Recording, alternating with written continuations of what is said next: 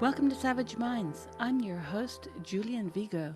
Today's guest is Mary Lou Singleton, a mother, midwife, nurse practitioner, and medical freedom activist. Her clinic, Enchanted Family Medicine, provides primary health care services to over 2,000 patients in Albuquerque, New Mexico. Mary Lou served on the boards of directors of the Midwives Alliance of North America, the National Association of Certified Professional Midwives, the Stop Patriarchy Abortion Rights Freedom Ride, and the Women's Liberation Front. She has been speaking out against female erasure in midwifery since 2014 and is the author of an open letter to the Midwives Alliance of North America, protesting the removal of the words woman and mother from the organization's core competencies for midwives documents. Mary Lou is firmly pro-choice in all aspects of medical care, including vaccination. I welcome Mary Lou Singleton to Savage Minds. This is what I want to propose for today, because we have this shared activism and agreement on the batshittery of gender identity as it has entered into your profession. Who would have thunk it that a midwife would be under the crosshairs of a lobby that seeks to have you say that men can have babies? But this is what I want to propose, a type of discursive tango where we're going to discuss seemingly disparate issues. And they're seemingly disparate issues, but I maintain that they have very many similar underlying threads. And these are the issues I propose, since we were initially going to talk about the lockdown and all of its intertwined narratives of who was expected to stay at home and reinvent the Einsteinian time-space continuum, women, of course, while they were working and sewing and recycling and doing distance learning with their children and giving up their economic autonomy, putting themselves into physical danger. How many of us have had no checkups? How many cancers went undetected? And then the issues around masks, the way that this was handled, the plethora of lies about not only masks, but virus mitigation itself, to include the vituperation of those who signed, and especially the creators of, two of whom I've had on the show, the Great Barrington Declaration. That was one thread, but then the recent Supreme Court decision came down, which we knew about for that last 4 or 5 weeks because of the leak. And I was one who suffered when I heard the leak, because I'm quite aware that leaks tend to be true. And so Roe v. Wade has been upended, which is very much linked to the subject that I hate talking about more than anything else on the planet, which is that men in dresses does not equal woman, that men with smelling salts and a proclivity for fishnet stockings, again, does not equal woman, etc., etc. But we can't talk about the Supreme Court ruling, I'm afraid to say, and not talk about the batshittery of gender identity.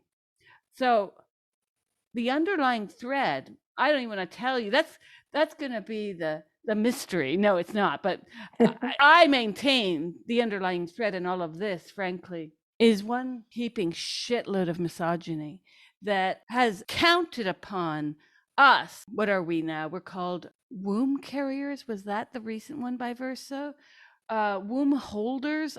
God, but we're the womb holders that every government on the fucking planet knew that we would have no choice but to overlook our income, forget about our professional autonomy, our professional everything, because some professions, if you don't practice for a certain number of years and you have a lapse, guess what? You got to go back and redo things, redo tests, retrain.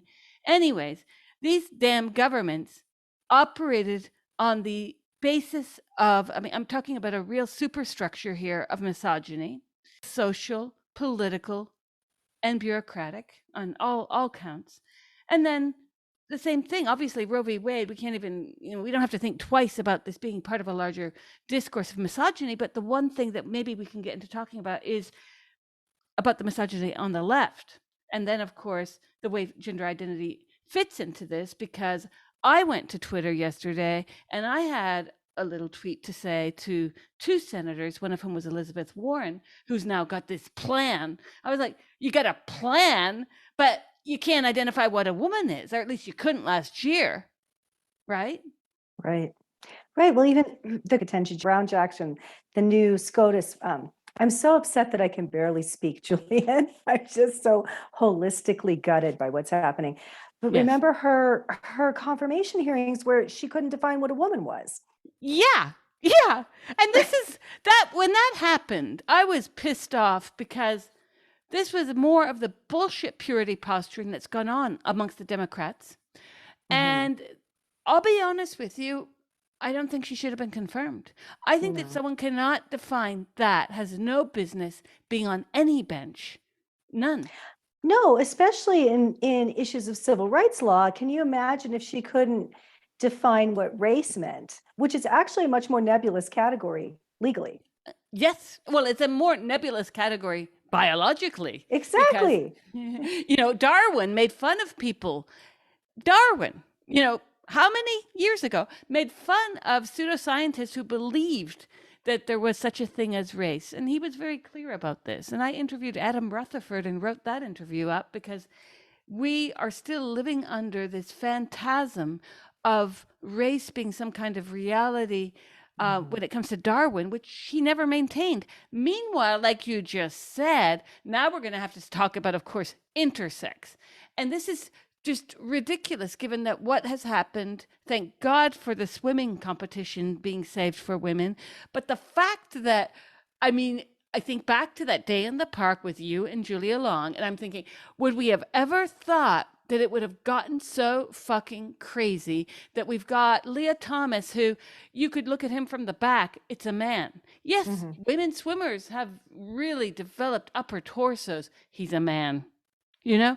And I am shocked in the years since we met how many sharks this lobby has jumped, such that, of course, the Supreme Court, justice who wanted to be a Supreme Court justice, she could not define woman because what is writing on that? How many lobbies are writing on that? How much wokery is writing on that? Exactly. I shook my head about it. I got really pissed off because, and then you got Biden too. I mean, wasn't Biden when he first was running as Obama's running mate? Wasn't he the person who said he didn't agree with abortion personally, but he would abide by the Supreme Court ruling? Remember that back in the day? I do remember that. I mean, he's Catholic, so he's never renounced his Catholicism, and we know what the doctrine is on that. And I think that he's of that generation of personally opposed to abortion, but thinks it should be legal. But you're right. He did specifically say we should agree with what the Supreme Court says.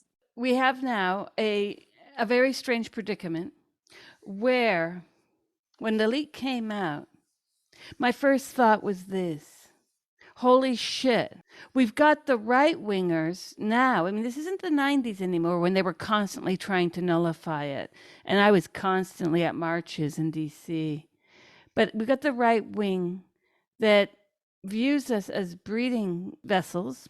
And we've got the left that doesn't know what the fuck a woman is, or they pretend so. So we're fucked on both sides. Well, and I would argue the left also views us as breeding vessels, as evidenced by the exponential growth of surrogacy and the celebration of that on the left as part of gay liberation. Absolutely. And I agree wholeheartedly with you.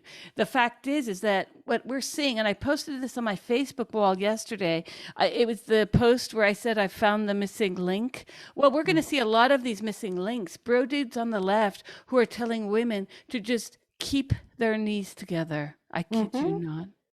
No, I've seen it. I've seen it over and over again in the last 2 days of these men gleefully declaring that women should keep their legs shut, keep their legs shut. And one man, I posed the question of, because to me, it's not a matter of when does an embryo become a human. The issue is when does a woman stop becoming a human and become a state regulated incubator, right? Like that's the real question is when does a woman stop being human and become subject to another human?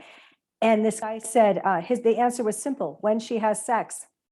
That's when you lose your civil rights, Julian. Is when you decide to have sex. I wholeheartedly agree. I've been thinking a lot about this because yesterday my head has gone in some very dark places since the leak, but it went in a very weird place yesterday because I just thought, can't we just all say no? I am not a huge proponent personally of political lesbianism. Okay. I believe that sexuality involves first and foremost desire, and we can't harness that, but whatever. But for a theater, because I love thinking theatrically, what if every woman just says, no, I'm not having sex with men for a year? What would these men? Well, of course, we'd be living in a massive rape culture then. The bottom line here is these bro dudes. When I say bro dudes, that's my code for lefty men, right? I am in a way after the trans lobby harnessing a lot of our rights already. I have a kinder heart towards right-wing men in certain ways. At least they wear their politics on their sleeve and don't pretend to be on our side with abortion. And they could be quite polite, at the dinner table and just say, I don't agree with the beginning of life and God and the creation, whatever. Okay.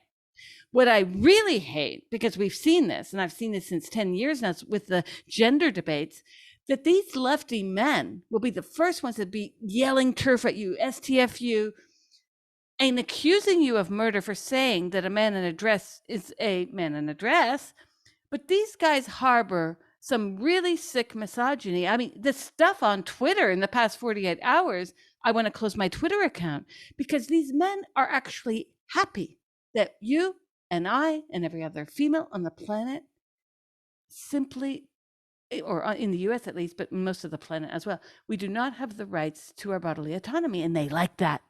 There's something really sadistic coming out of them, and I'm seeing it. And I'm not a big projectionist. You know what I mean?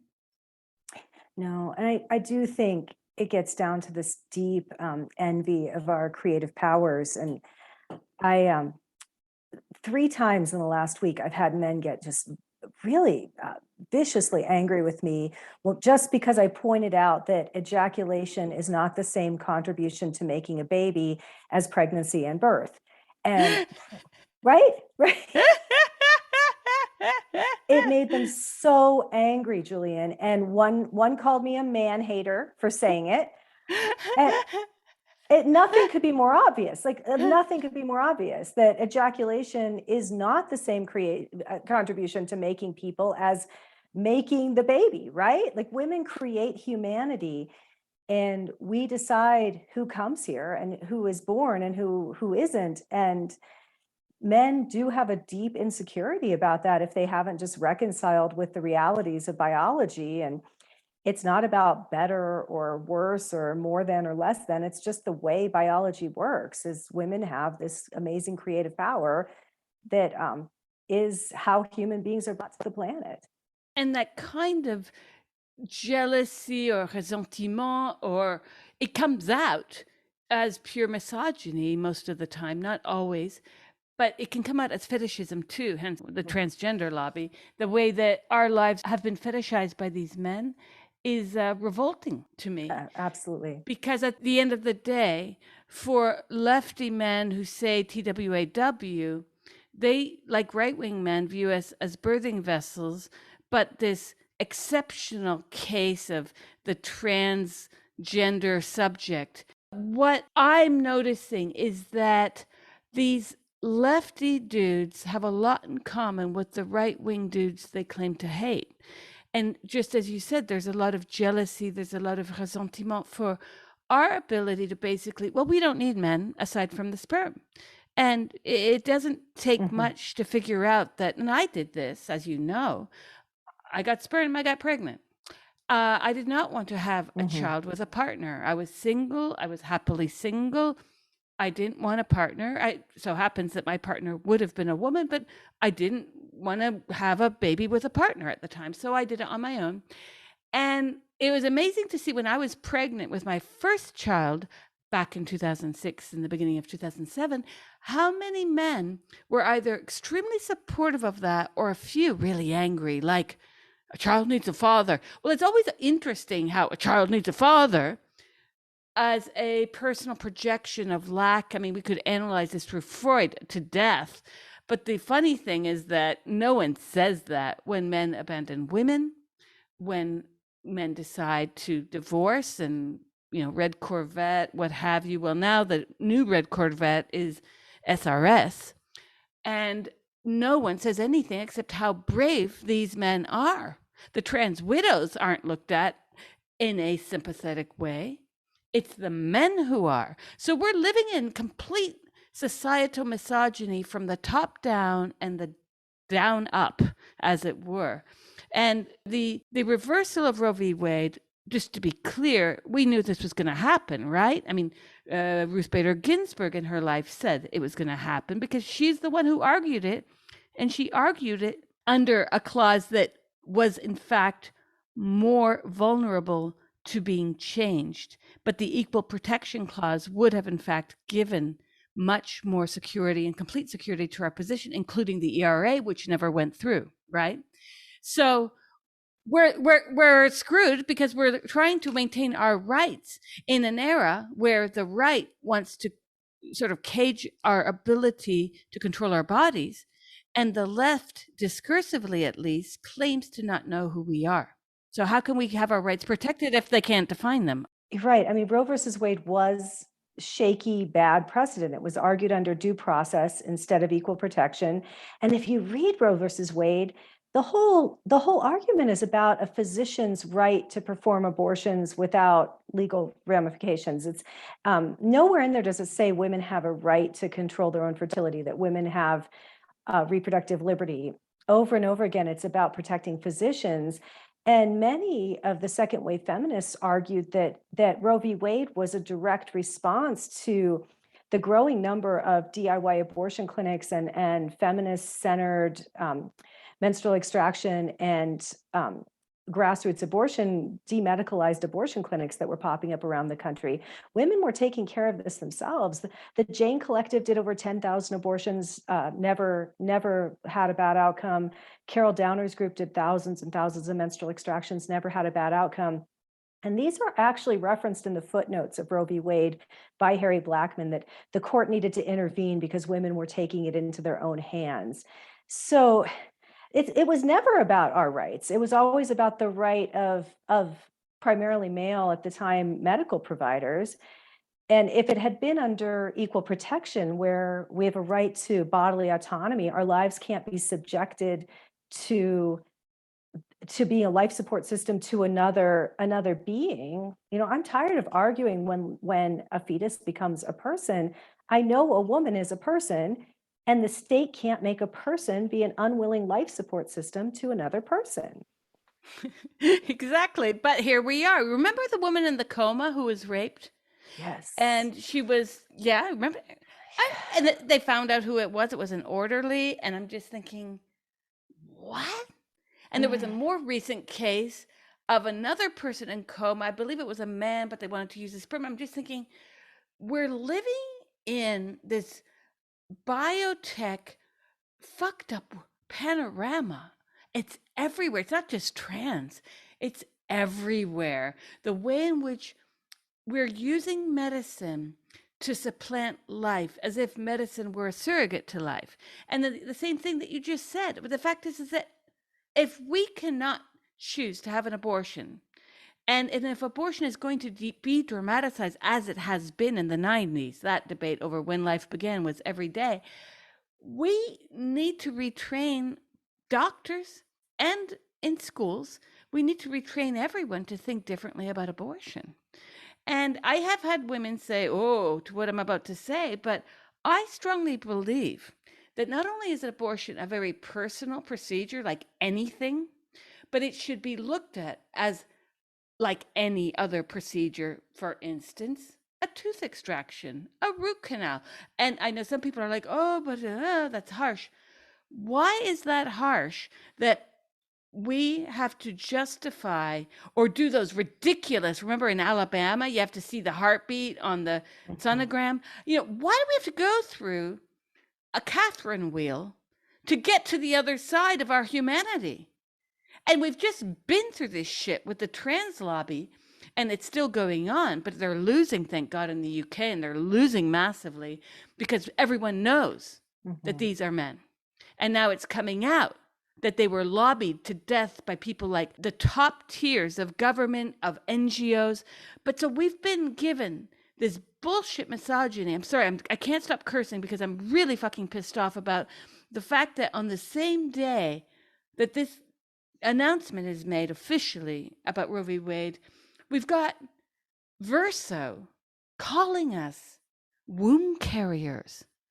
I have had my students at NYU and the University of Montreal buy so many books from this company. I wrote them today that if I ever have to teach using their book again, I will photocopy it.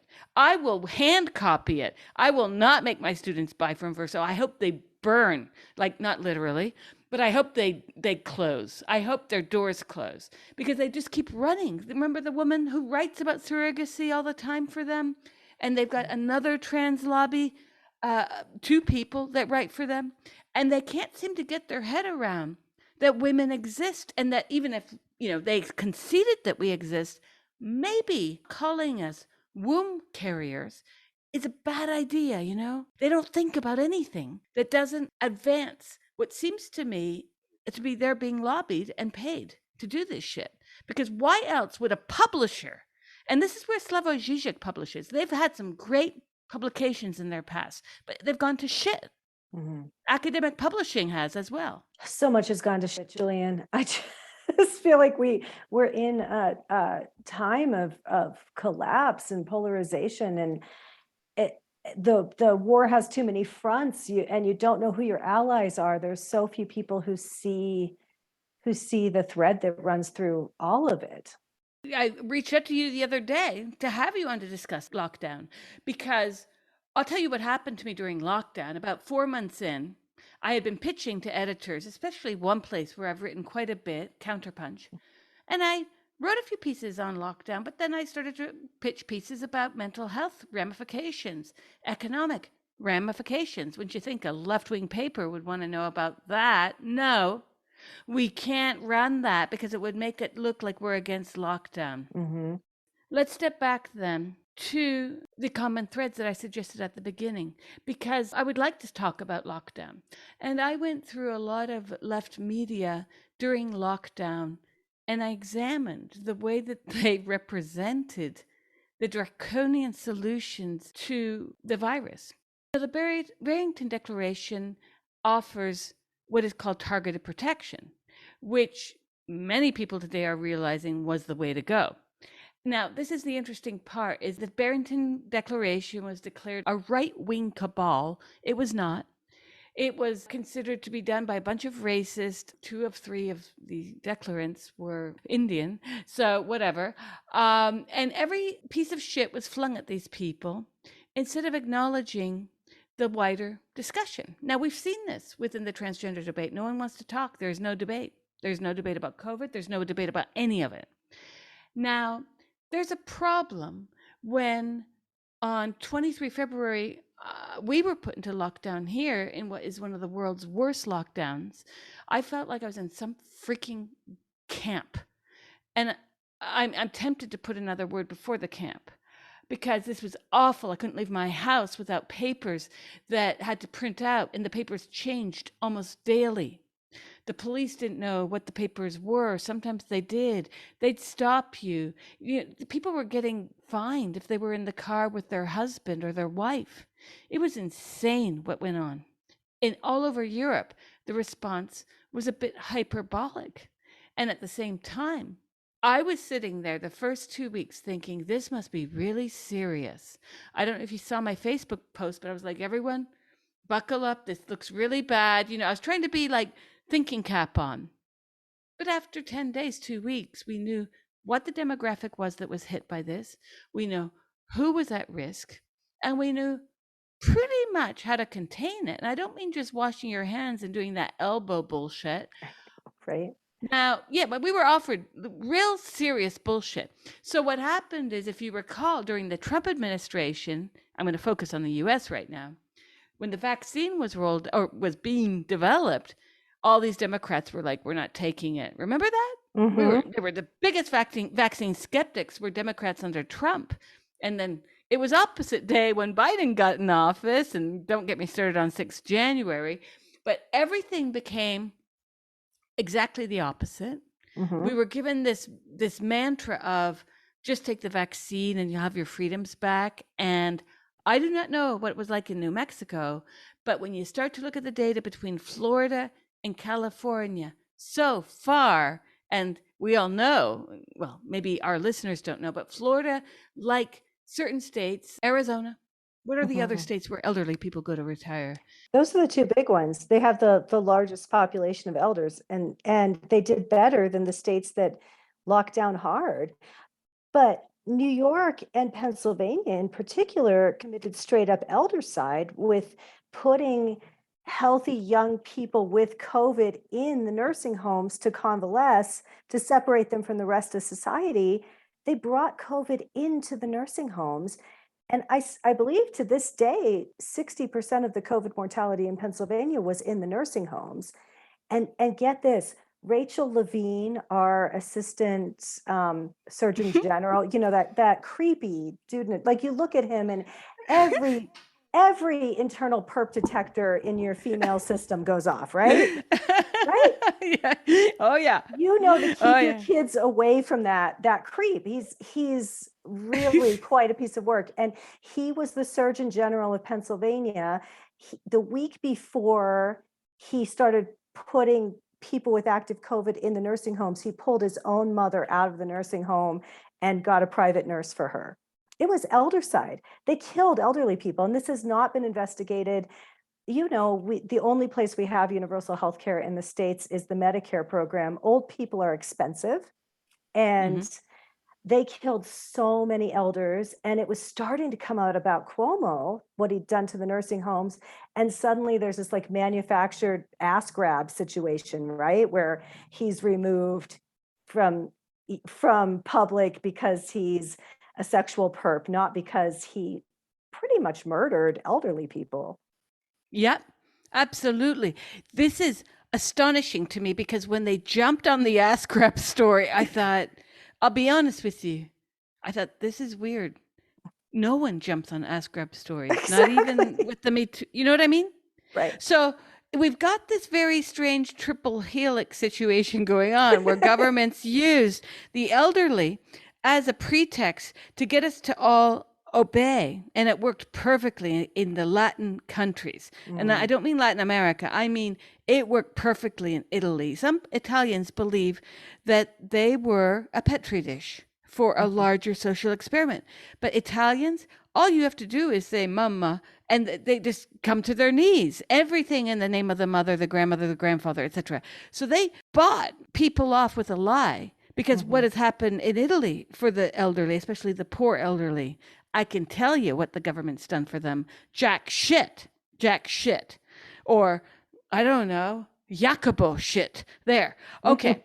I am very angry about what's happened in Italy because the human rights abuses that were done to so many people and the media buyout of this. Let's keep in mind, Berlusconi owned all the media in Italy pretty much when he was prime minister, but that set a marching order of goose steps for the media thereafter.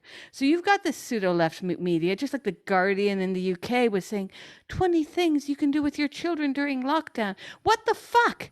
I Who know. had the money to buy the scissors, the glue, the colored paper? And, maybe they could recycle the toilet paper rolls. We had that going on in our house. But there was zero class consciousness of No, none. any of these left of center publications. Zero. I can't hate on CNN enough. I've written loads of articles about the paid promotional bullshit that CNN, Forbes, most of the major media gets to run the super yacht stories. The last one I made fun of was the super yacht that's going to save the planet of ecological disaster, my ass. Oh, there you So go.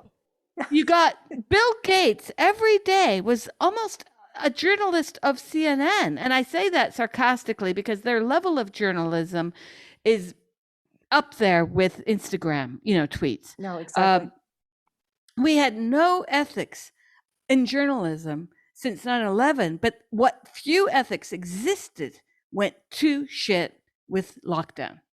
So you Well, didn't see many stories, Mary Lou. no, nothing. And you know, from day one, so I've been working as a primary healthcare provider from the beginning of this. And like everyone, when the propaganda first hit, remember the propaganda coming out of China where there were like bodies lying in the streets or people Yeah. dropping dead at the grocery store, which we know now had to have been false because that's not how this virus works. You are so sick before you drop dead. You are so far from being able to get up and go to the grocery store for quite some time before you die of COVID. You don't get COVID and like die that afternoon at the grocery store. So we're all being fed this idea that it was this deadly, you're going to drop dead, everybody's equally vulnerable. And like everyone else, I was scared and I was deemed an essential worker by the government. I'm in healthcare. And I remember driving to work thinking, I just got to get okay with dying alone on a ventilator. Like that's the only relax right now is to embrace the worst case scenario and just move on. And from day one, the classism was so glaring to me, watching how my working class patients were still working and my middle class, laptop class, professional class patients were one, much more terrified, and two, um, staying at home and no, completely blind to the fact that they were downloading their viral risk onto the working class. No? And they were allowing the working class to be the surrogate for their lack of desire to go outside. Yes, It was quite perverse. right. And I am so sorry, but between the gender nonsense and now COVID, I cursed like a seaman. I have a hard time putting into words my anger because I have never in my life experienced anger in so many directions. You see, when I see people here and they're wearing the mask in the car and I'm driving, and I'm thinking, I say it out loud. In fact, my kids here, I'm like, what a moron. Hmm. What is that, mommy? I was like, another idiot with the mask on in the car alone. I know. I think this is my theory. I think these people are purity posturing. I'm just going to say it. I think this is the mask in the car alone is the parallel universe to their preferred pronouns. You know what I mean? I just think it's all bullshit. And the funny thing is this: Italians, I have learned, love to purity posture around COVID, Mm. and there's something really sinister about this because of all the things that I'm angry about, I'm angry about the fact that we around the planet, the world's poor, and the world's poor, those of you listening from your living room and you've got 3 monitors, you are a minority. The majority of the world's population is poor. Hmm. And there was a reason why lockdown practically didn't exist in Mexico. I've talked to people there. The governments had to keep the economy going. Now, this is why I mentioned earlier with the Great Barrington Declaration, they were accused of being right wingers because when I interviewed Jay, he talked about the economy. Hmm. The word economy is not synonymous with right wing. The No. word economy can be synonymous with eating, it can be synonymous with survival. And he, like many others on the planet, we read the room. I've lived around the developing world for much of my life, a good half of my life. When stuff like this happens, we know instinctively who's going to pay for it. Just like we knew when the rumor came out about Roe v. Wade that it was probably true because we've been on the radar of this about to be upended for years. So you can't just dismiss the rights of people because you hear that 5-cent word that you deem to be a right-wing word. Economy is not a right-wing word. It's a means of survival. And all the eliterati ordering out Deliveroo, saying just lock down and have fun, a big fuck you to them, I offer. I'm so angry about it, Julian, and I'm so traumatized that the last 2.5 years brought me, I don't think I'd ever experienced depression before the last 2.5 years, but I had so many days where I just didn't want to live anymore. I couldn't handle the masking, and it wasn't that if I believed in masking, if I believed a piece of magic cloth over my face actually protected the people around me from an airborne respiratory virus, it would be different. But we've known from day one that the entire body of published literature before 2020 said that cloth masks do nothing to prevent respiratory virus spread. They invented this thing of like, oh, well, the Swiss cheese model, if you both wear it, it'll prevent it. But they had no data to back that up. And it just, the collective madness, it reminded me of being raised Catholic and the, if you wear the scapular, if you die wearing the scapular, you won't go to hell, right? It was just this talisman that we were forced to participate in, even though it made no sense. And it went on forever. It's still going on to a certain degree. And I know some of the liberal cities in the US are still forced masking, and they're not requiring N95s. You can just stick a piece of cloth over your face and you're compliant. We know it's idiocy. I live in New Mexico. We were one of the most locked down states in the country. We were required to wear masks even outside, even alone in the woods. We were told that the state rangers, that the forest rangers would be enforcing it. The local municipal pools in Albuquerque had signs up saying you had to wear your mask in the shower. And for me, the mental health impact of watching everyone go insane was so incredibly difficult, and I'm still reeling from it. I'm so mad about it. I'm going to go to my tomb angry about this. Me too. I, like you, I have never experienced depression. And I had explained to someone recently, and I said, I'm going to tell you something that might shock you. When I lost my child, I thought that was the worst thing ever to happen to me. And it was. I had lost my brother when I was 25 to AIDS. That was rough. Well, when my son died, that was hell. But I'll tell you something. I think lockdown was worse in many respects. And I know people are going to be like, what? Yeah, it was. Because when you go through the mourning of a child, which is not depression, by the way, even though there are huge talk about the DSM, there have been clinical psychologists and psychiatrists that have tried to clinicalize mourning as depression, which is really screwed up. But that's another podcast episode. The reality is that at a certain point, and that point will be different for everyone, any parent who's lost a child knows this. You wake up and you're like, okay, I'm going to start yoga. I'm going to go on my bike. I'm just going to do it even though I feel like shit. And months later, you begin to, or years later, whenever that is for that person, you begin to see light at the end of the tunnel. And that light can come from your work. It can come from other nurturing relationships. It can come from many things. We were deprived of every fucking nurturing physical human contact, and on top given a fucking Handmaid's Tale vision every day we left our houses. Yes. And I will not watch the end of that film because aside from, and what a coincidence too, aside from the mask being about silencing in the film and in the book, it's very much metaphoric and real for me. And like you, I got depressed. My depression came after lockdown. My depression came after all this shit started to clear up. And just last fall, a lot of things happened in my life, and I started to realize, holy shit, what have we been fucking put through? We have been put through something that in other worlds would have been declared illegal by the Geneva Convention, FYI. Absolutely. Julian, so from the beginning, I am pro-choice as a medical provider, including vaccination, which I guess makes me an anti-vaxxer, even though I'm sitting here talking to you, looking at my vaccine refrigerator full of vaccines, which I give every clinic day, but I'm an anti-vaxxer, I guess, because I think people should have a right to choose. Right. So I was forced to give this experimental vaccine that we know now is useless for preventing infection or spread of the virus. I was forced to give this to people who were shaking with tears running down their eyes, their face saying, I don't want it, but I have to get it or I will lose my job. And I would say to them, well, I don't want to give it to you. And they'd say, no, you have to give it to me, even though I don't want it. I have to get it or I'll lose my job. Like I was forced to participate in coerced medical care, which was such an injury to me psychospiritually. I don't know if I'm ever going to recover from that. Well, of course. This is like medical waterboarding. This is insane. It's awful. This is insane. Awful. And then they would say, I want you to give it because I know you care about me.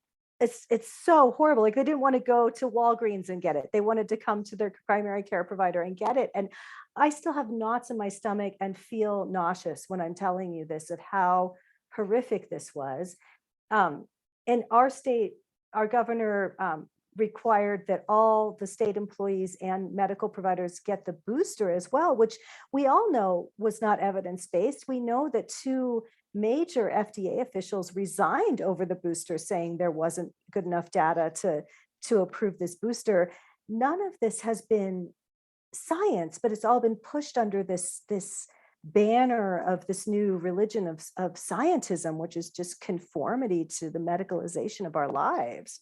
And indeed, so many people are silent and in disagreement, or they're vocally. I mean, I just can't stand the memes. I got vaccinated today.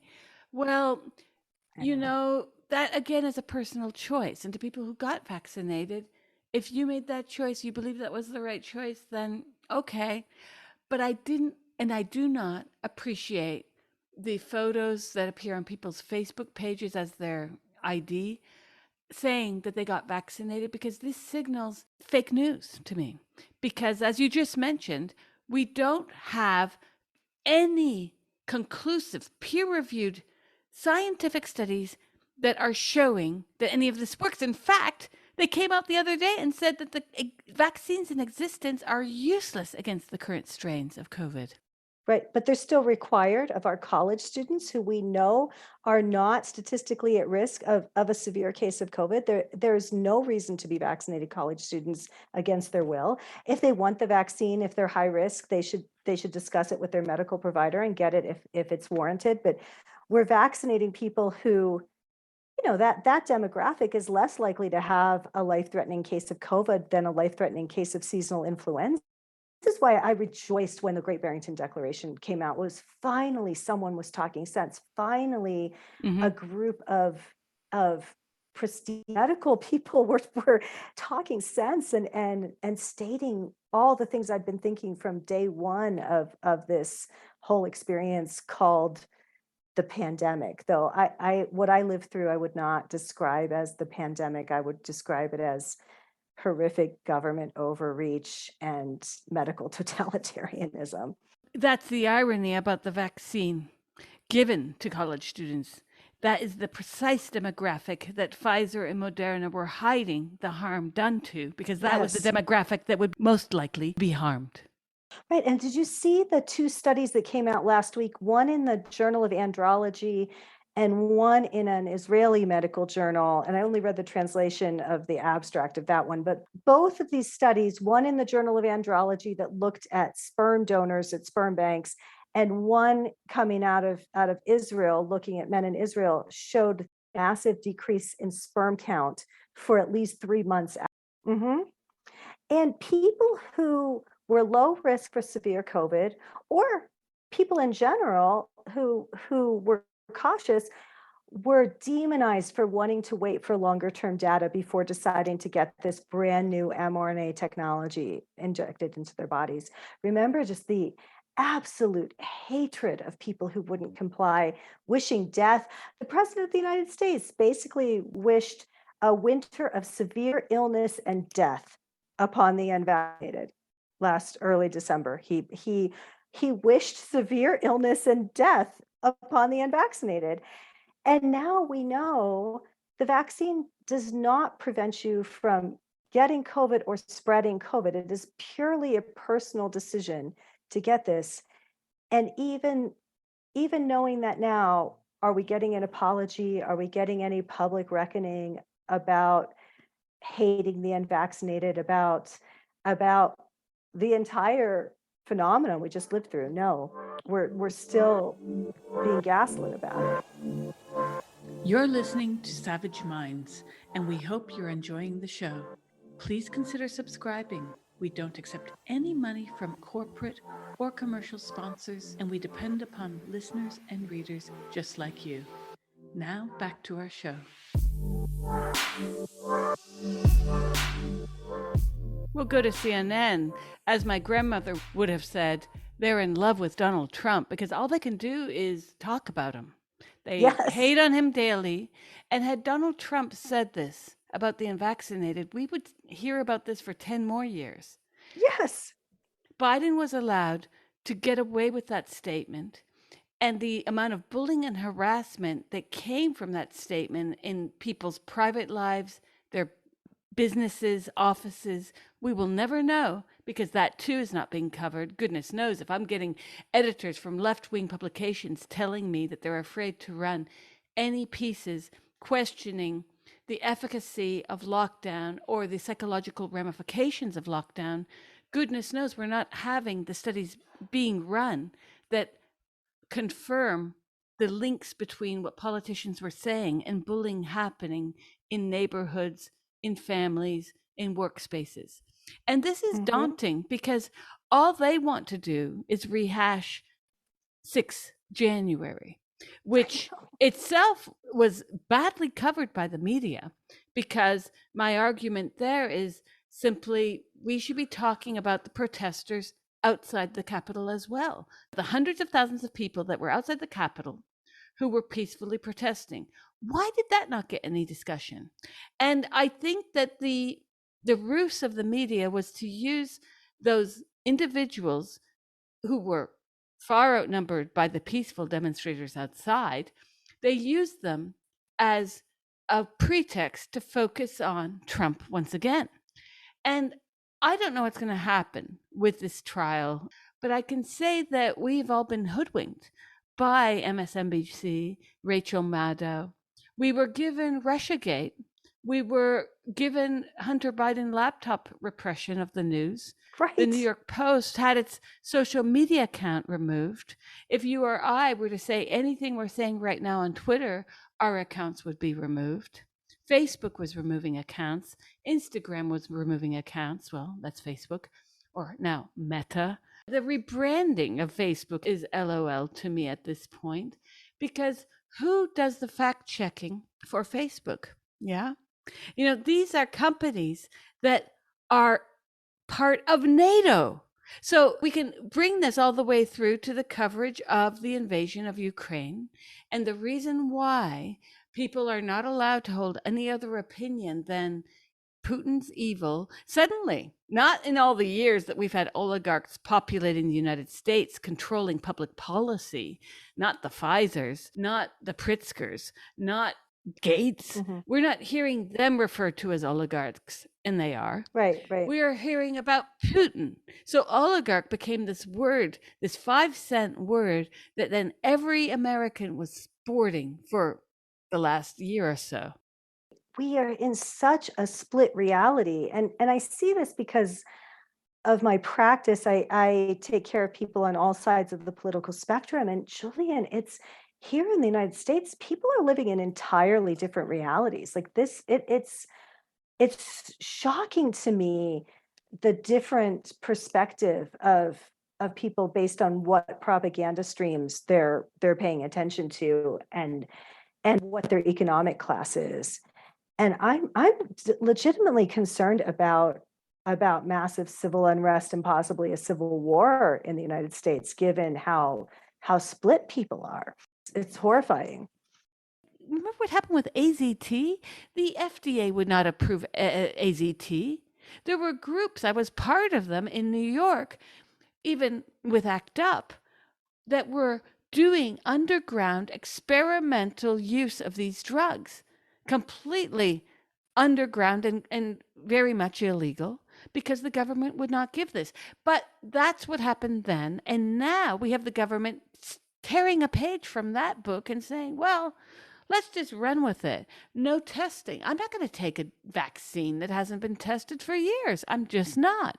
At the same time, the government pushing these completely untested, brand new technology medications on us, while cracking down on an old, incredibly safe medication like ivermectin, that whether or not there's evidence it helps with COVID, it is safer than Tylenol. And why not let people get it off label from their providers? But the government has criminalized that in many states in the United States. And how is that going to affect what's coming with Roe falling in terms of misoprostol, another off-label drug that can be used to induce abortion in the first trimester? What the left has normalized in terms of surveillance culture and snitch culture and government control of our bodies is now going to be handed to the right in terms of control of women. Yes, but the left is on board with it all the way, at any rate, because you can't make the argument that men are women, that men who wish to receive SRS, sex reassignment surgery, do that. And you see this. I was, working on a piece today, and Jacobin has so many articles about this regarding male prisoners, with complete disregard for the fact that these male prisoners are in women's prisons, but whatever.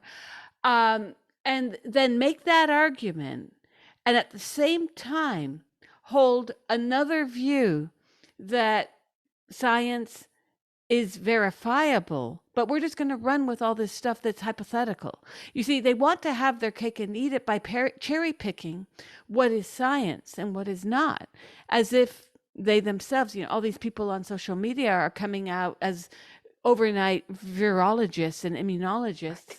Right. But, it was just LOL time, because what you have, social media was the echo chamber of pseudoscience, and it still is, with people screaming down others saying, you deserve to die of the virus, echoing Biden.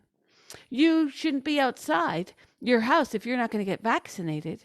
And even in my first interview for this podcast was with Noam Chomsky, and I had to do a double take when he started to talk about COVID mitigation, because he became quite not himself. Everything else was on board. It was the old Noam Chomsky we knew and loved, but somehow this fear of death has triggered in many people an irrational and totalitarian reaction that they cannot be considered part of any left that I recognize. I was so shocked to see that in Noam Chomsky, because I've always viewed him as a very wise person. And how old is Chomsky now? Is he 90? Around there, yes. Yes. I would argue, Julian, that if you have not reconciled and made peace with your mortality by age 90, you failed the test. Like, he is not modeling wise eldership by wanting to live, by continuing to live in fear of death. He won. Like, you won the game. You're 90, like everything's gravy. Your odds of dying are very high every day, so live it up at 90. Don't lock up all the children. Don't punish the working class. Don't close the schools. Don't make the mothers, like you said, have to bend the space-time continuum to work and homeschool and don't destroy society so the elders can wring out a little more life. This is insane. As you know, you're a medical professional. When you go to the A&E, there's a triage system in place. But we didn't have that during lockdown, did we? Because a real triage system in the case of such a virus, were this to be the virus that we were told it was, that it was not. This was not the bubonic plague. But No. let's say it was. Triage would say what? It's not a medical triage, but a public health care triage would say to engage in targeted protection as per the Great Barrington Declaration. And Martin Kulldorff, when he came on the show, he said some great stuff that I think people should go back and listen to that interview. I was left speechless. He said that if this virus is allowed to cycle through the population, yes, some will die, but it will in fact strengthen the immune systems of people by virtue of having had it pass, and it will weaken. This is statistically what happens with a lot of viruses. He was obviously not working from any kind of study, but he is a professional in this field. I believe him over Joe Biden's death wishes. Absolutely. And he was right. Yeah. He was right. The COVID circulating now is nothing like the COVID that was circulating in March of 2020. In my practice right now, I have many people calling. The middle-class progressives who've been hiding at home are terrified still of COVID, and they're calling me wanting to know what to do about their positive COVID test. And then I ask them their symptoms, and they have a sore throat and the sniffles and a low-grade fever, and they're terrified they're going to die. But this virus has mutated to a point where it's not dangerous. Our town is overwhelmed with COVID in terms of numbers, but no one's in the hospital with COVID except very, the kind of people who are vulnerable to any respiratory infection. The very young, the very old, the very sick can die of any cold, any common cold. But these poor progressives have been so propagandized that they're still living like it's March of 2020. And I'm having to talk them down off this terrified ledge that they think they're going to die because their home COVID test came back positive and they have the sniffles. In the studies that you have been discussing on your Facebook wall, which are the most frightening for you when you begin to discuss them? And what are the reactions that you get from people when you discuss facts? It's better now. Oh, for the first 18 months of whatever we want to call this era we just lived through, it was terrifying. House arrest. Yes, house arrest. Anytime I would question the mainstream narrative, and I always tried to be incredibly judicious about it, posting actual studies, posting things from, if I found someone at Johns Hopkins like Marty McCary speaking out, or someone relatively mainstream, I would post from them. I'm not going to post things from QAnon or I'm not going down rabbit holes. I would be very judicious and post things to try to make people wake up from this spell of propaganda. The reaction was very harsh. I was told I should have my license taken away. I was told I was being irresponsible with my right to speak freely. That was interesting. Right? I was told I wanted people to die, that I had the blood of people in my hands, that I was responsible for deaths. And that has died down a lot. Now I went through a lot of hell. Like I had a complaint against my license for being anti-science and anti-vaccine. That was horrific. I was looking at the loss of my livelihood. Luckily, it was unsubstantiated, and I had allies at the nursing board who recognized the political nature of it. But I've been under attack for speaking out against this. Something has shifted in the last several months where now the people who went COVID crazy are being more quiet. They seem more subdued. I think they, to some degree, know that they weren't on the right side of history. Does that make sense? Absolutely. There are a ton of studies being run about people who had COVID-19 and the mental health effects of their having had it.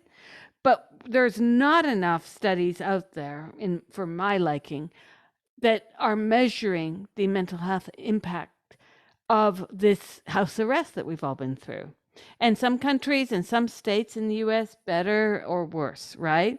I mean, Florida looks like heaven to me, really. Oh, Looks like- totally. No, Julie and I just closed on a house in Florida as an escape route. Like if this comes back to New Mexico, I have to leave. I literally cannot survive another lockdown.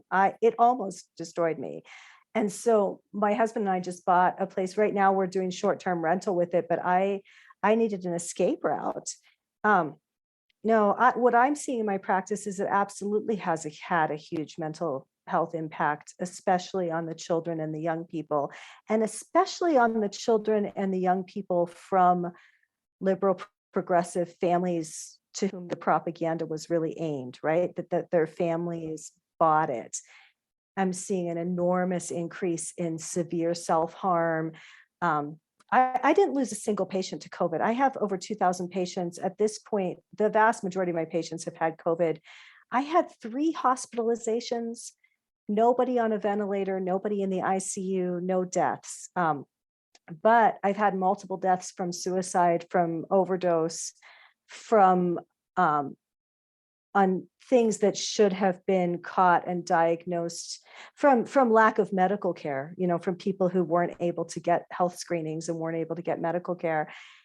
And then what I'm seeing every day is speech delays and severe anxiety in the young children and severe self-harm. I've never, ever seen cutting like I'm seeing now, of just real, I'm just shaking thing. I've seen cutters before, but not this deep, compulsive, intense cutting that I'm seeing pretty frequently.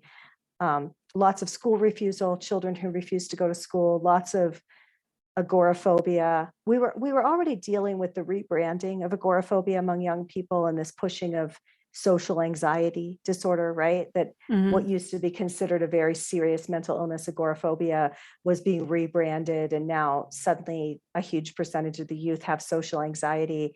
That's off the rails now. Like so many kids who just don't feel comfortable leaving the house, don't feel comfortable interacting. It's horrifying to me, the implications for the future of what's been done to our youth. The fallout for me personally was, first, my wife was looking for a job. She had to stop looking for a job. She was also foisted in the position, because of the bloody government here, of having to take care of our children and not look for a job, which was not her choice. And it would not have been my choice. We were trapped. It was like someone made a choice, and where you were standing in the room, like those kids' games you play where someone says freeze, wherever you're standing, that's it. And so Mhm. I had just moved to a new country. I had to worry about survival. I had to worry about so many things in a country that didn't have my back, because I could only get any kind of support had I filed taxes there the year before, but I hadn't, because I had just moved there. So Mhm. we were screwed in 100 different ways, watching the news, and people were like, "Mwah, mwah, we want our football." And I just thought, I'm going to kill someone. Like, Mhm. this is what the takeaway is you want your football. And that people were going off about granny and grandpa.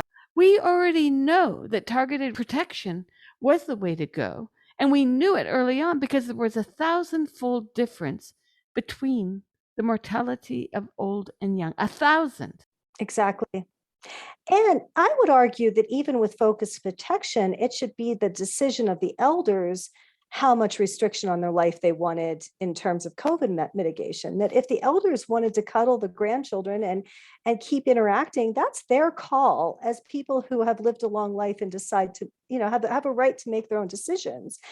But yes, that's where it should have been focused, that any high risk groups who wanted protection should have been provided that through the systems, that instead really locked down the least vulnerable and kept the most vulnerable poor and working class people out working. We had 60-year-old diabetics still working at the grocery store. We had people, poor people with poor people health problems doing all the errands for the middle-aged middle class boomers who tend to have good health insurance and statistically better health.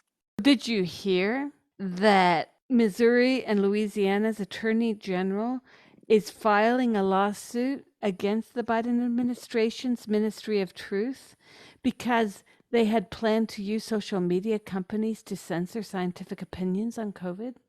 And here it's coming from these right-wing places, and then that leaves us back to this abortion issue, where in so many ways I'm so much more aligned with conservative values. And I have to say, as an incredibly extroverted person, I now have all of these wonderful friends on the right from the last 2 years, because that's who was having parties and potlucks.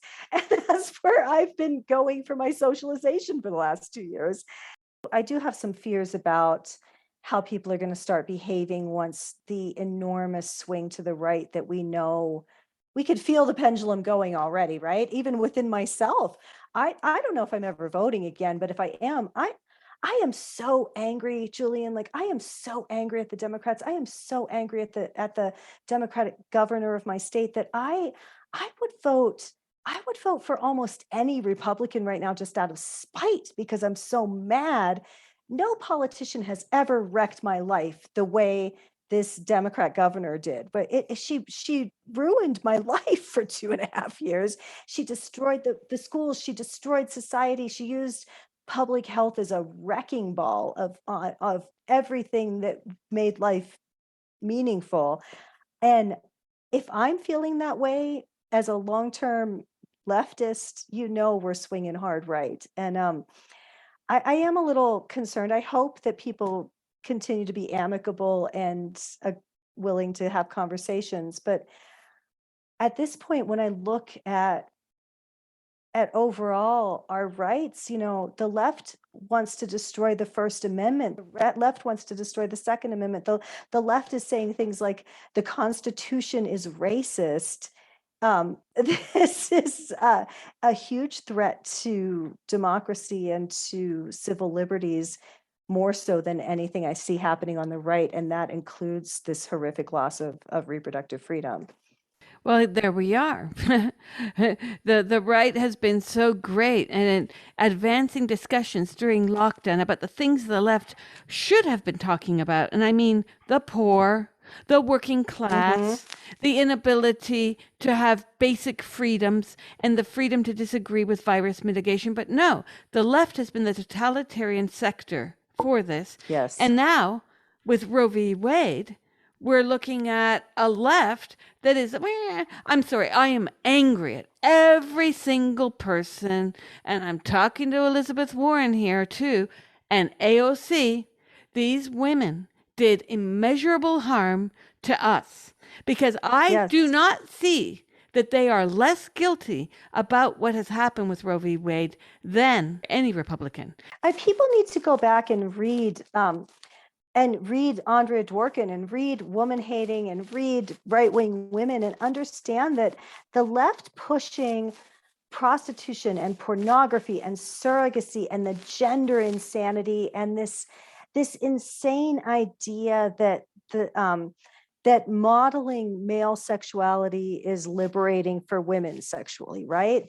That casual sex is great for women, that on and on, that the left pushing that and pushing that and pushing that is making a lot of women reevaluate. And as Andrea Dworkin would say, like the right-wing women are less naive about patriarchy than the left-wing women, that they understand we live in a male supremacist system and they think it's a better deal to choose what get called traditional values, which is off, I'm not advocating for that certainly in my own life, but I think I'm seeing this among young women that they would rather take on this traditional role where at least they're honored as a female person with a specific female experience than whatever the hell mindfuckery the left is pushing.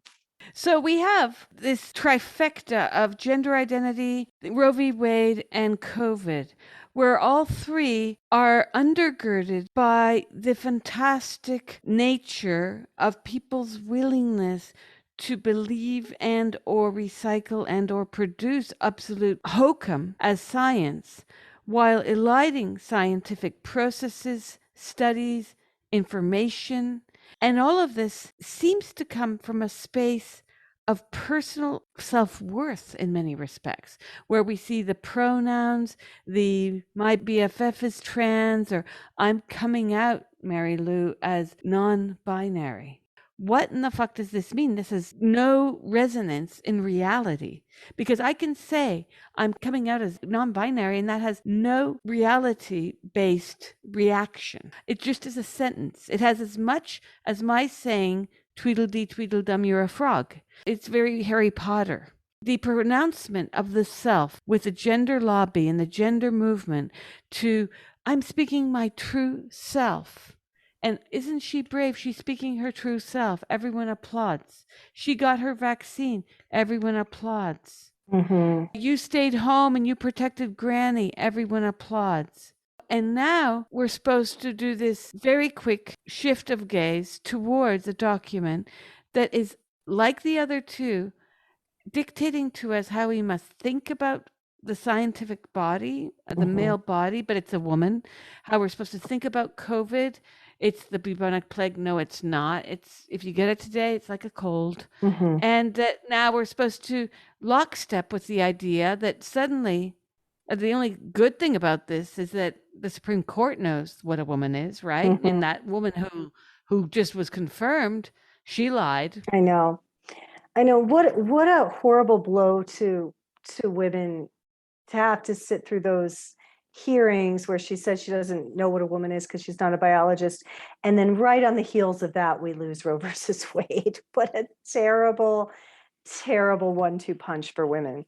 Elizabeth Warren did something good when I criticized her on Twitter yesterday. She wants to invoke a state of emergency, a health state of emergency. Now she's joined by 2 other senators. My feeling on that is resign. You have been pushing the biggest piece of bullshit known to humankind. I'm serious. I think that if we could go and take these people into a time machine and bring them back to the 13th century, there would be a lot of medieval lords laughing their asses at these people. I know. What in the hell are we doing with senators and representatives in power who've been pushing absolute bullshit in the service of wokery? You know, her putting her pronouns, that just made me so angry. And I liked her years ago. I liked her too.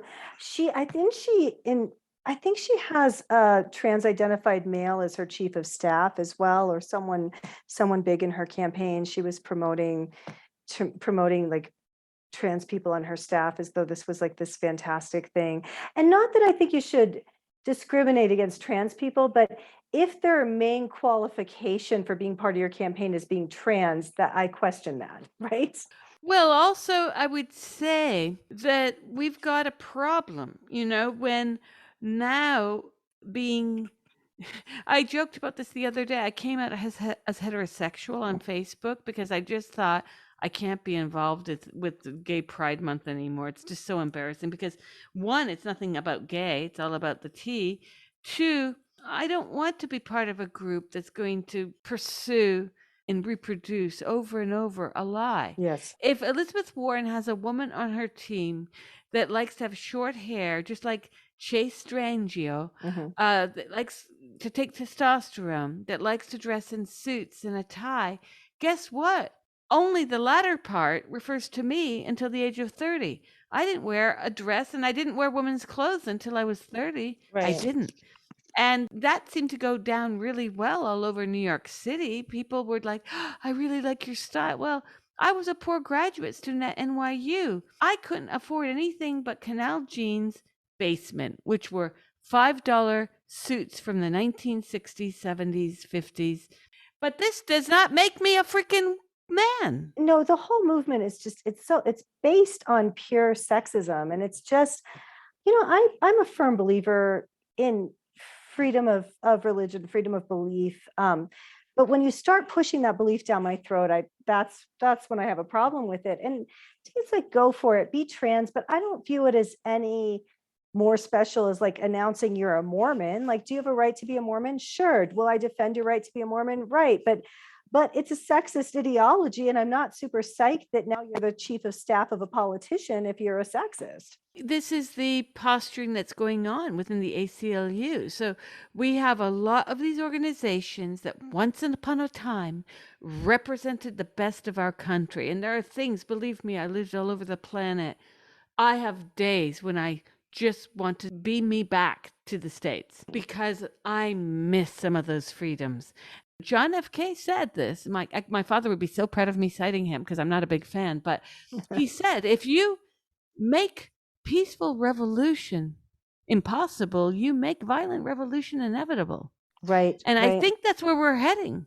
Because if we enter into this much more, people are going to take to the streets in a very violent way.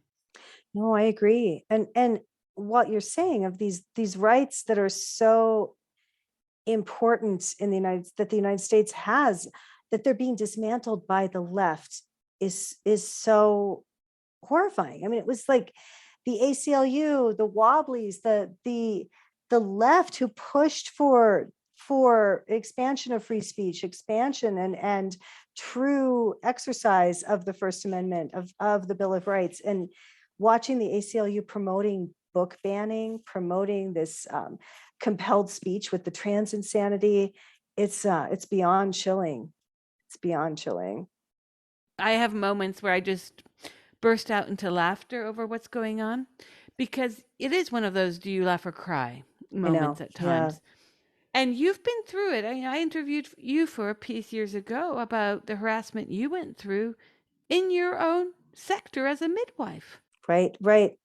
And then going through it again with COVID, just from often from the same people. Like it keeps coming from the left. Though I have to say, I've also, I've had the FBI at my office investigating a credible bomb threat from anti-abortion forces as well. So I have an eclectic array of enemies, Julian.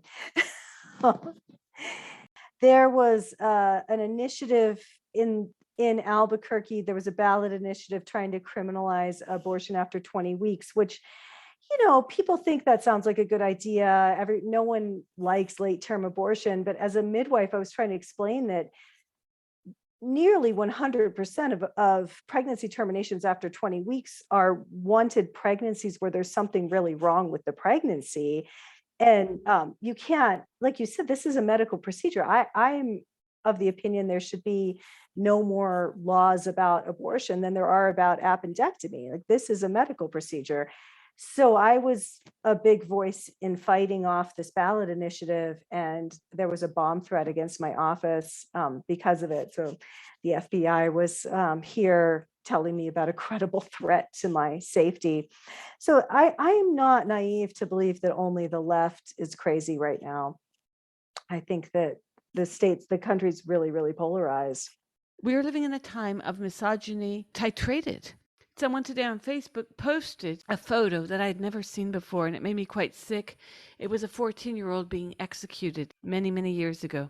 And of course, he was a Black American being executed who in recent years was exonerated, but he's dead. And this also was a travesty because he did not have a jury of his peers.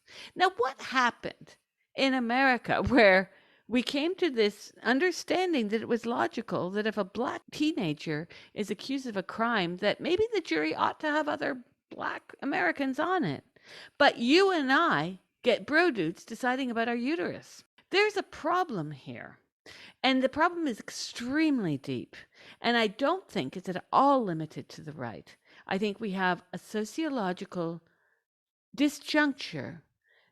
It's a type of cognitive dissonance where bro dude men like to say, oh yeah, my wife works, she's cool. But, when push comes to shove, the minute women reproduce and have children, we know this statistically. I won't pull up the chapter I just wrote, but during lockdown, we know who was doing the heavy lifting of protecting society. All that burden was put onto us. It was put Right. onto women. Meanwhile, men in Italy got free Pornhub subscriptions. What? Really? Yeah. Yep. That effing Oh, company. disgusting.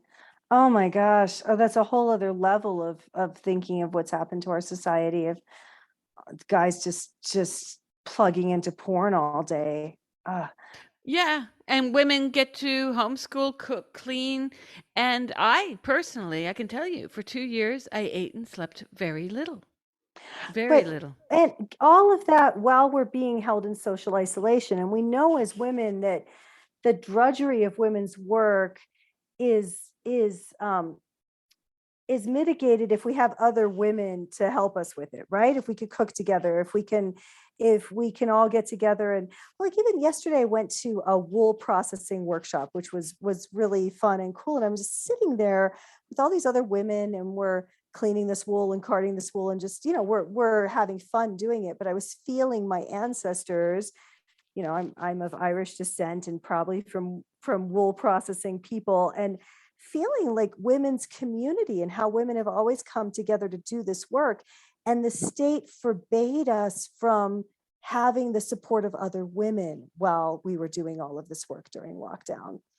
Technology has done this Mhm. because since post World War II, there was what a lovely scholar, Christina Zarlanga, calls the atomic household, which was basically all these electrodomestic appliances were invented. Now, that liberated woman who had to go back from the airplane factory back into the kitchen, right, when Bernie came home from the war, she was then put into a new kind of technological sphere of having to control the blender, the washing machine. You had Betty Crocker, and you could just add water and a bread came Right. out of it. And things like that were innovated. But that also isolated and atomized women from having social connections. It also led to, and we know this because Betty Ford was one of many, but it led to high rates of alcoholism and addictions to various drugs. And in the 50s and 60s, that drug was Valium. And what are we dealing with in America? We have a huge opioid crisis. Now, Right. where was the government these last 2 years about the opioid crisis, which was killing loads of people? Oh, totally. And in San Francisco, far more people died from overdoses than COVID over the last 2.5 years. It's absolutely, the alcoholism rate is through the roof.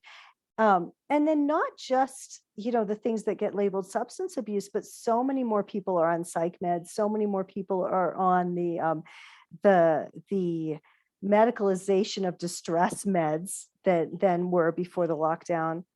But I would argue, when you're talking about what happened to women's culture, then the economic co-optation, capitalist co-optation of the women's liberation movement, where we saw the professionalization of women's work and driving women into the workplace instead of actually liberating women, created even more problems, where all the work women used to do for free that was not acknowledged became paid labor, and we became even more atomized, right? That now, I mean, the example I always think of is like the doula industry of what the hell happened that you have to hire a nice lady to go with you to give birth, right? What happened to community? What happened to having sisters and friends and somebody who can be with you during these times? Now they're even death doulas, like everything's been commodified, and we've lost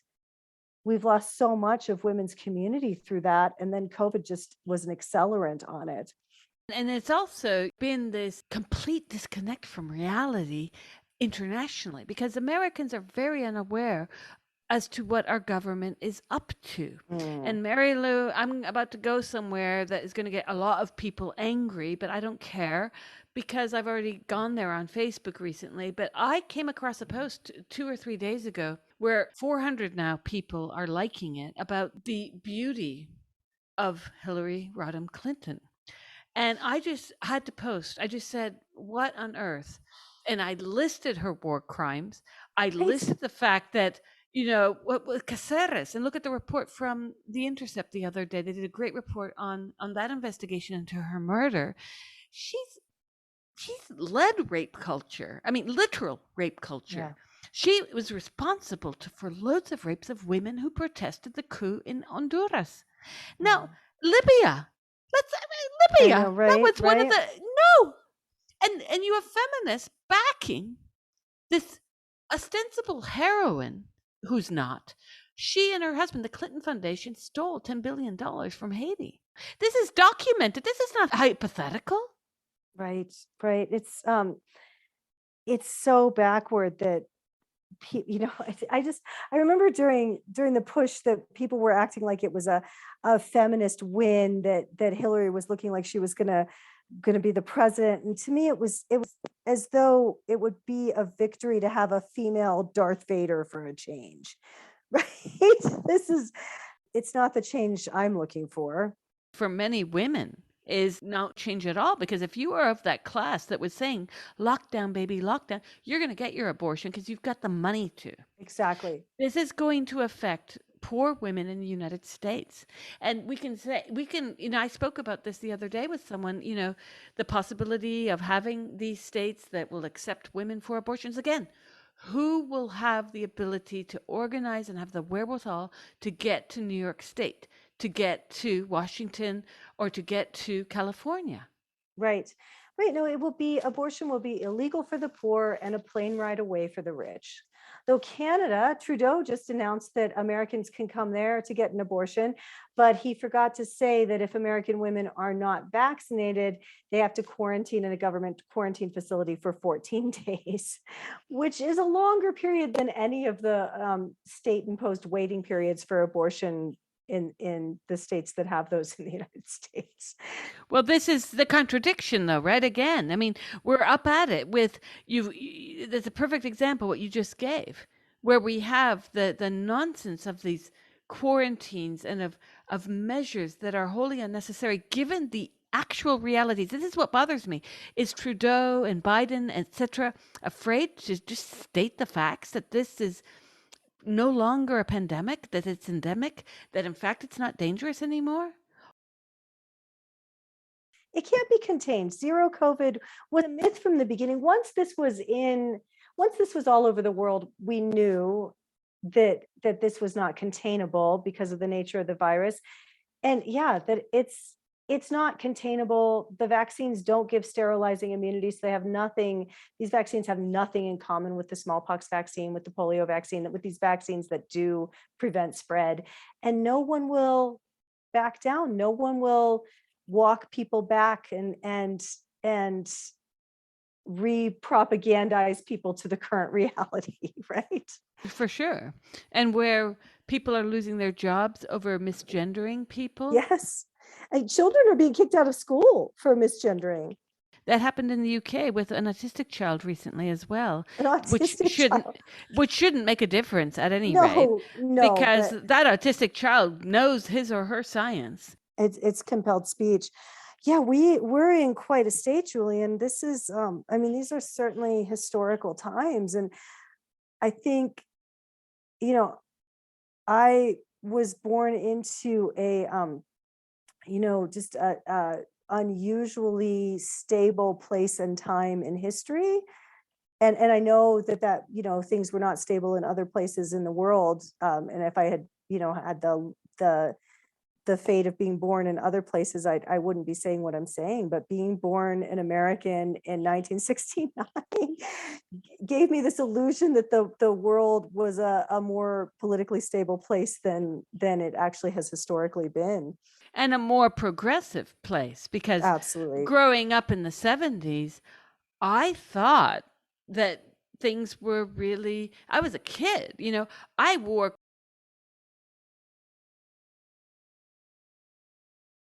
No, remember Free to Be You and Me?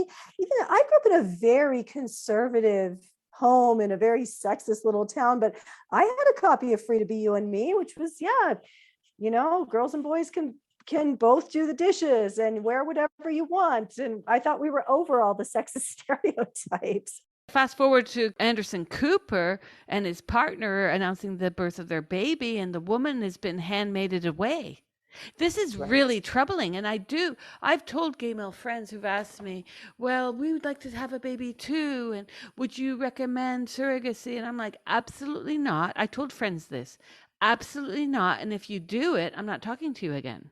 Good. This is human trafficking, and you can't do it. It's absolutely human trafficking, and the people can't see it. And it also comes from exactly the same mindset as a woman is obligated to bring to term any fertilized egg that's within her. This patriarchal idea that life begins at ejaculation, that a human being is a little homunculus at fertilization that a man deposits into a woman, and then she's just a mindless incubator for it, right? Like it comes from the exact same patriarchal philosophy as the no abortions from fertilization on, that if I implant my genetic material in you, it's mine and you're just a vessel for it, and I'm going to come and collect my property at the end of the pregnancy and birth process. In that way, Canada is far more progressive than the States, because surrogacy is illegal. And at the same time, Canada, aka Tranada, has done everything to upend women's rights concerning men with feels. And I'm an anthropologist, so I'm very aware intellectually that the meaning that we have from our culture comes from the contradictions.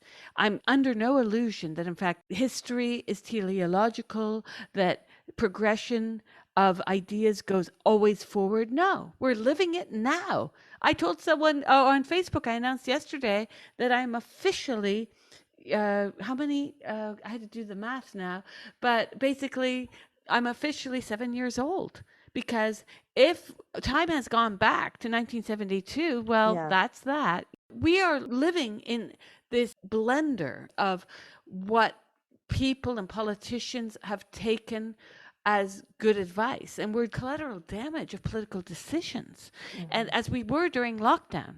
But the difference is now we're going to have to depend upon an all white male jury, pretty much. I mean, yes, we've got Kamala Harris, who might even be president if Biden keeps going in the direction he's going. Physically, he looks quite bad. I know, right? I'm very worried about being shown light by the likes of Harris, who herself is not at all left wing, where her interests in my rights begin and end with my having to mirror a man's fantasy of himself because his idea of womanhood is based on older stereotypes than pre Roe v. Wade. It's such a bad time for women holistically. I mean, just all of it, the way the lockdown affected women and children, the way Roe versus Wade is going to affect women and children, the trans insanity and the way that's affecting women and children. It's just a it's a really bad time. We'll see what comes of it. I think people are waking up. I wonder about this swing to the right that's about to happen. I know so many Christian women and women on the right who've had abortions, who secretly will say they're not 100% down with the banning of all abortions. I don't know. I wonder we know once these states really criminalize abortion, it won't be long before the horror stories are on display because that's the reality of women's lives. It won't take long before we have more than enough horror stories to keep us all having nightmares for years. The other side of this is that we're going to be monitored more and more as social media advances to other levels.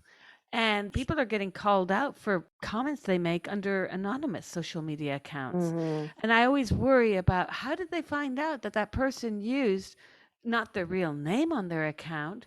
I mean, why are these events happening in tandem with the policing of free speech around science? This is a discussion about humans are sexually dimorphic, banned. Right. Humans cannot change sex, banned. Totally. Cloth masks don't prevent the spread of airborne viruses, banned. I mean, it's right. There's so much censoring going on. And I wonder how the precedents being set are going to play out with the abortion issues coming up. I think all the left wing, well, the liberal media sources have been so captured. And I get the New York Times every Sunday because I like to do the crossword puzzle. I mean, I have to admit, like I sound like an old lady now, but it's been a joy of mine for decades. I look forward to it. I want the old fashioned paper crossword puzzle. And then I'll read through, and the propaganda is so over the top with the trans stuff, with the COVID stuff. And they have a column called The Ethicist. Are you familiar with the New York Times ethicist column? It's No, no, I am not actually. Okay, so for the last 2 years, Julian, nearly 100% of the columns have been about why you should snitch on your neighbors and your family members and your friends for not following the COVID rules. And why you should shun the unvaccinated, why you should fire your house cleaner if she's not vaccinated, why you should tell your friends that the person watching their kids is unvaccinated, why you should narc on your friends and family, and especially on the working class, absolutely on the working class, why you should bully people into vaccinating, why you should call the cops if you notice your friends or your neighbors are having a party and there's a COVID restriction saying people can't gather. Almost 100% of the New York Times ethicist column for 2+ years now has been promoting snitch culture. And I just have to say that's not boding well as we're moving into the criminalization of women's reproductive lives and choices. Well, here we are back at the forbidden fruit. Eve is always guilty. What are we going to do now? What are your plans to do to fight back? Well, I've been teaching a lot of DIY abortion classes. I have lost all faith in the political process, and I'm not going to any rallies that are being organized by the same people that promoted and orchestrated the lockdowns. I just can't do it. So I know it's less than ideal, but I'm trying to encourage as many women as possible to figure out how to be truly sovereign in their reproductive lives and learn safe early abortion methods that women can do for each other. A big part of that is fertility awareness and trying to fight this culture of dissociation and disembodiment that we've been living through, where so many women just really are very dissociated from their bodies. That's what I'm called to do right now, is trying to help women to understand this is your nature given liberty. Like you have the freedom to do this for yourself. And I know that's not going to save the majority of women from the desperation and horrible things that are about to happen, but it's what I can do right now.